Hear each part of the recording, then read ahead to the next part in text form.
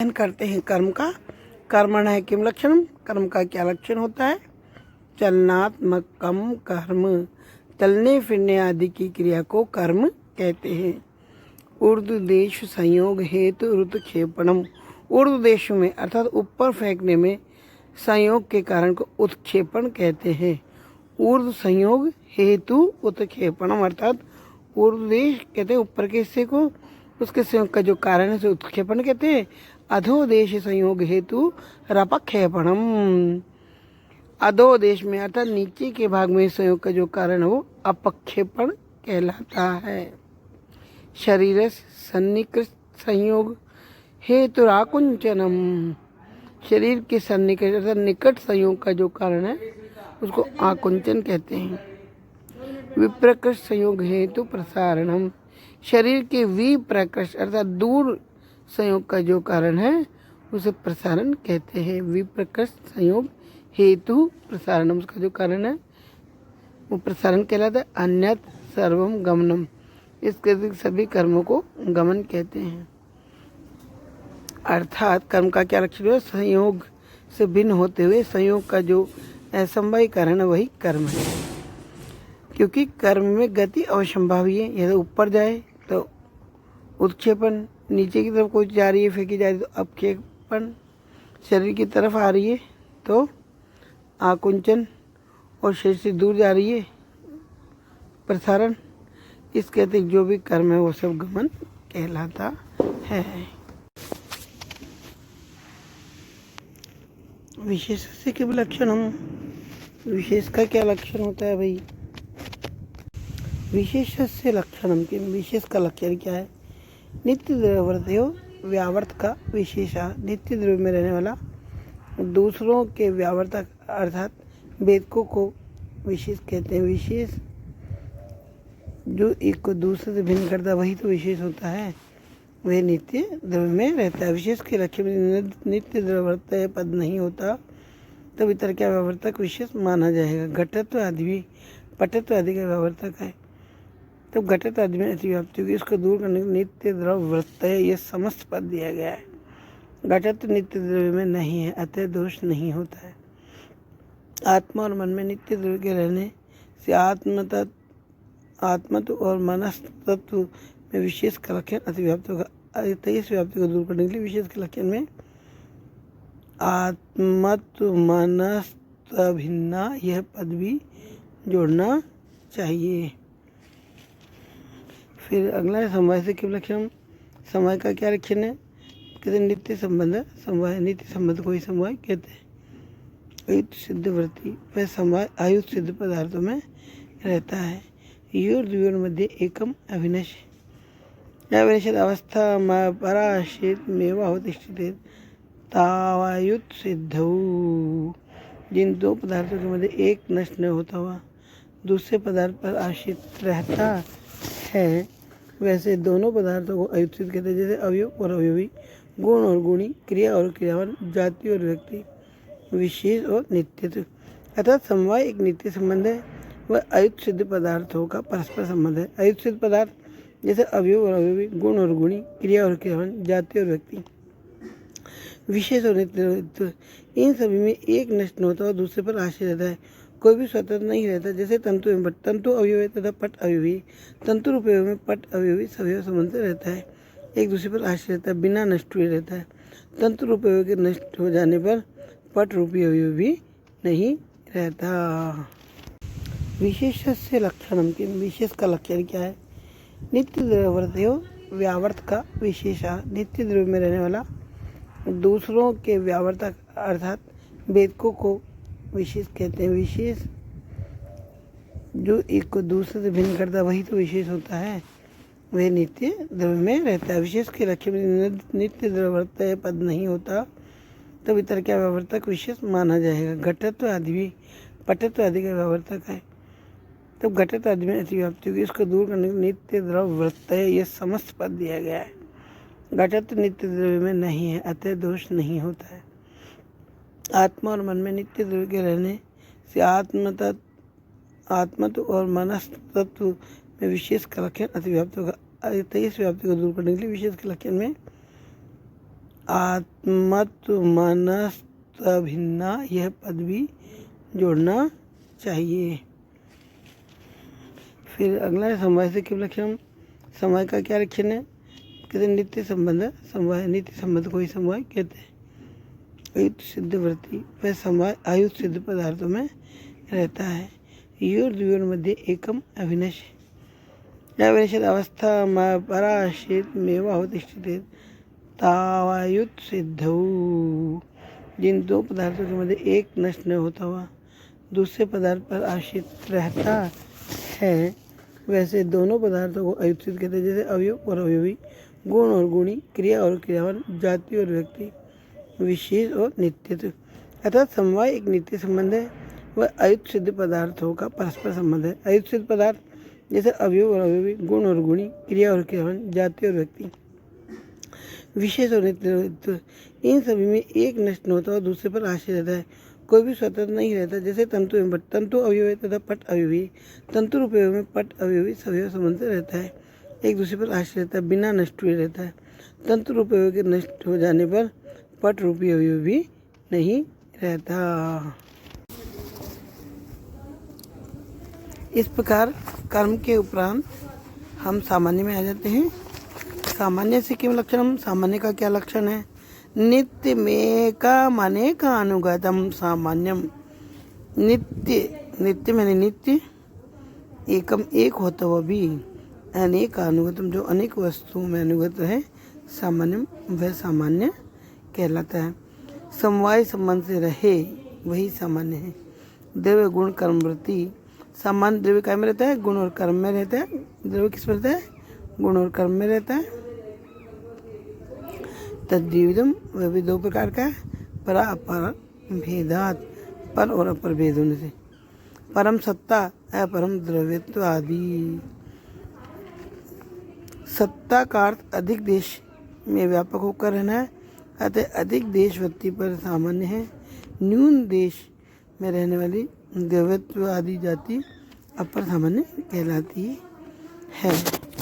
यानी जो कम जगह में रह रहा है वो अपर, और जो सर्वत्र रह रहा है वो पर सामान्य है। विशेष से लक्षणम के विशेष का लक्षण क्या है? नित्य द्रव्यवर्तयो व्यावर्त का विशेषा। नित्य द्रव्य में रहने वाला दूसरों के व्यावर्तक अर्थात वेदकों को विशेष कहते हैं। विशेष जो एक को दूसरे से भिन्न करता है वही तो विशेष होता है, वह नित्य द्रव्य में रहता है। विशेष के लक्ष्य में नित्य द्रव्यवर्तय पद नहीं होता तब इतर क्या व्यावर्तक विशेष माना जाएगा। घटत्व आदि भी पटत्व आदि का व्यावर्तक है, तब घटत्व आदि में अतिव्याप्ति होगी। इसको दूर करने के नित्य द्रव्यवर्तय यह समस्त पद दिया गया है। घटत्व नित्य द्रव्य में नहीं है, अतः दोष नहीं होता है। आत्मा और मन में नित्य द्रव्य के रहने से आत्मत्व और मनस्तत्व में विशेष का लक्षण अतिव्याप्ति होगा। इस व्याप्ति को दूर करने के लिए विशेष के लक्षण में आत्मत्व मनस्तभिन्ना यह पद भी जोड़ना चाहिए। फिर अगला है समवाय से किम लक्षणम। समवाय का क्या लक्षण है? कहते हैं नित्य संबंध है। समवाय नित्य संबंध को ही समवाय कहते हैं। आयुत सिद्धवर्ती वह समवाय आयुत सिद्ध पदार्थों में रहता है। योर द्वयोर मध्य एकम अविनश्य अविनश्यत अवस्था पराश्रित मेवा होतिष्ठिते तावायुत सिद्धौ। जिन दो पदार्थों के मध्य एक नष्ट न होता हुआ दूसरे पदार्थ पर आश्रित रहता है, वैसे दोनों पदार्थों को अयुत सिद्ध कहते हैं। जैसे अवयव और अवयवी, गुण और गुणी, क्रिया और क्रियावान, जाति और व्यक्ति, विशेष और नित्यत्व। अर्थात समवाय एक नित्य संबंध है, वह अयुत सिद्ध पदार्थों का परस्पर संबंध है। अयुत सिद्ध पदार्थ जैसे अवयव और अवयवी, गुण और गुणी, क्रिया और क्रियावान, जाति और व्यक्ति, विशेष और नित्यत्व, इन सभी में एक नष्ट होता और दूसरे पर आश्रित रहता है। कोई भी स्वतंत्र नहीं रहता। जैसे तंतु एवं पट, तंतु अवयवी तथा पट अवयवी, तंतु रूप में पट अवयवी सवयव संबंध रहता है, एक दूसरे पर आश्रित रहता है, बिना नष्ट हुए रहता है।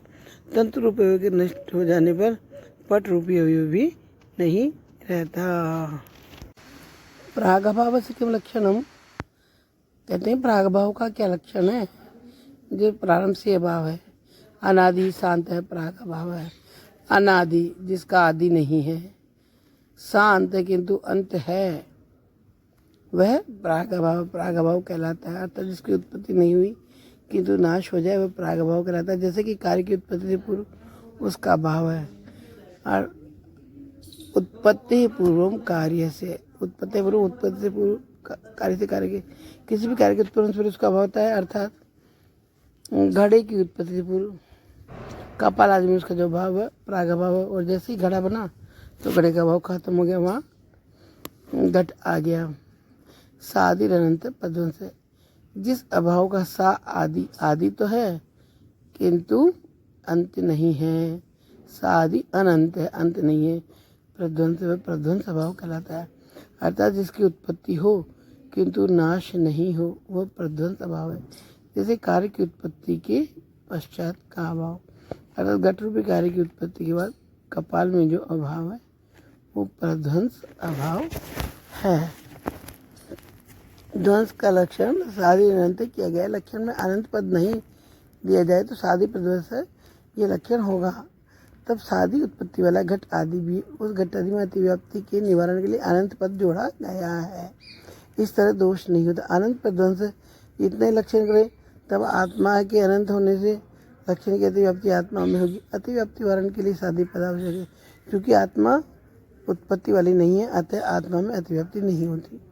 उत्पत्ति अनंतरम कार्य से का आशय है, कार्य की उत्पत्ति के पश्चात स्वध्वंस है। ध्वंस का प्रतियोगी हुआ घट। उस घट के समवाय कारण कपाल में रहना प्रध्वंस का रहना और वह ध्वंस इस प्रकार के ज्ञान का विषय है। घट कार्य की उत्पत्ति के पश्चात ध्वंस प्रतियोगी घट के समवाय कारण कपाल में प्रध्वंस रहता है।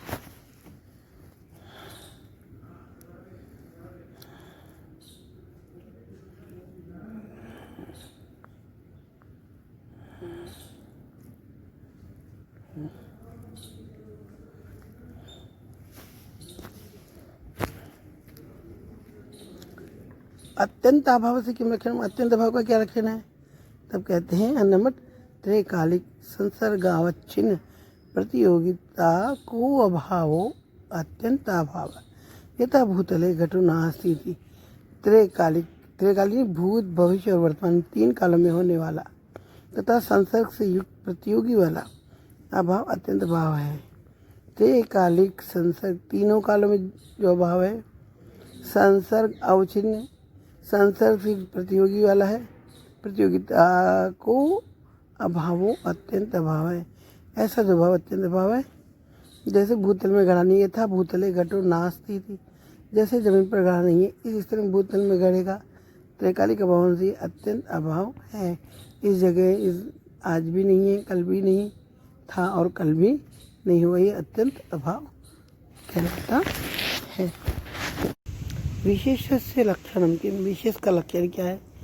नित्य द्रव्यवर्तयो व्यावर्त का विशेषा, नित्य द्रव्य में रहने वाला दूसरों के व्यावर्तक अर्थात वेदकों को विशेष कहते हैं। विशेष जो एक को दूसरे से भिन्न करता वही तो विशेष होता है, वह नित्य द्रव्य में रहता है। विशेष के लक्ष्य में नित्य द्रव्यवर्तय पद नहीं होता तब इतर क्या व्यावर्तक विशेष माना जाएगा। घटत्व आदि भी पटत्व आदि का व्यावर्तक है, तब घटत्व आदि में अतिव्याप्ति होगी। इसको दूर करने के नित्य द्रव्य वर्तय यह समस्त पद दिया गया है।